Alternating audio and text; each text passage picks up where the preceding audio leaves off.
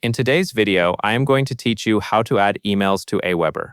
Once you are logged in to your Aweber account and you are looking at your list, start by going to the subscribers area. This is where Aweber keeps everyone who is on your email list along with their details and activity.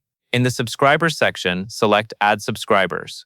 This opens the tools you need to bring new contacts into your list.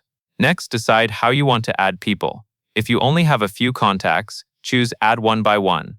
This option is best when you are entering a small number of subscribers manually and you want to double-check each entry as you go.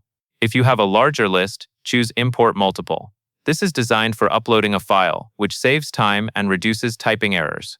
If you are adding subscribers one by one, enter the email address and the name for each person. Take a moment to confirm that the email address is spelled correctly, since one wrong character can prevent delivery later. After you fill in the fields, you will be ready to add the subscriber to your list. If you are importing multiple subscribers, upload your CSV file. A CSV is a simple spreadsheet-style file, and it should include at least an email column. After uploading, you will map the columns from your file to Aweber's fields. This means you will tell Aweber which column is email, which is name, and any other fields you are including. Careful mapping is important because it ensures the right information goes into the right place. After your subscriber information is in, add tags to categorize your subscribers.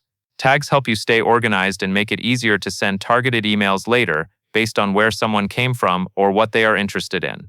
Then select the source of your list. This is where you indicate how you obtained these subscribers, so your account stays compliant and your email sending remains healthy. Next, choose whether to enable or disable the confirmation message. A confirmation message asks subscribers to verify their subscription, while disabling it can add them immediately depending on your settings and situation. Finally, click Finish Import if you uploaded a file, or Add Subscriber if you entered someone manually. And that covers everything you need to know.